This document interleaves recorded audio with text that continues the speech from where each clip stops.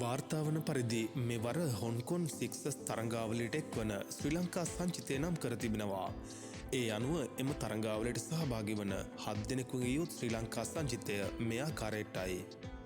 ලහිරු මදුසංක, ධනංජය ලක්සාන්, ලහිරු සමරකෝන්, තනු කදාබරේ, තරිඳු රත්නායක, නිමේස් විමුක්ති සහ සචිත ජයතිලකයි.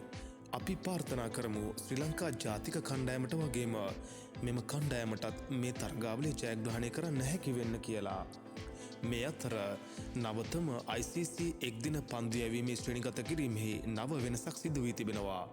නිමා වූ ඇෆ්ගනිස්තාන කණ්ඩායම හා බංගලාදේශ කණ්ඩායම අතර පැවති තරගාවලිය ඇෆ්ගනිස්තාන කණ්ඩායම ජයග්‍රහණය කිරීමෙන් පසුව එම තරගාවලියේ දක්ෂතා පෙන්නපු රසීඩ් කාන් ස්ථාන 5ක් ඉදිරියට පැමිණ මේ වෙනකොට එම ශ්‍රේණිගත කිරීමෙහි අංක 1 ස්ථානයට පැමිණ තිබෙනවා. ඒ අනුව මෙම ශ්‍රේණිගත කිරීමේ අංක 2 ස්ථානයේ සිටි ශ්‍රී ලංකා දගපන්දු යවන ක්‍රීඩක මහිස් තීක්ෂණ එක් ස්ථානයක් පහළට වැටමින් අංක 3 ස්ථානයේ මේ වෙනකොට රැඳී සිටිනවා. ඒත් එක්කම විරාට් කෝලි කියන්නේ මේ වෙනකොට මුළු ලෝකෙම දන්න ක්‍රීඩකයෙක් වෙලා ඉවරයි. ඉතින් විරාට් කෝලි කියන්නේ ක්‍රිකට් වලින් විතරක් නෙමෙයි ලෝකෙම තිබෙන ක්‍රීඩා වලින් ගත්තහම වැඩිම ආදායමක් උපයන ක්‍රීඩකයන්ගේ ලැයිස්තුවේ උඩින් ඉන්න චරිතයක්. මේක මනාව ඔප්පුනේ ඔහු පසුගියදා තම ඉන්ස්ට්‍රගෑම් ගිණුමෙහි දැන්වීමක් පළ කිරීම වෙනුවෙන් ගන්නා මුදල් සමාජගත වීමත් සමගයි.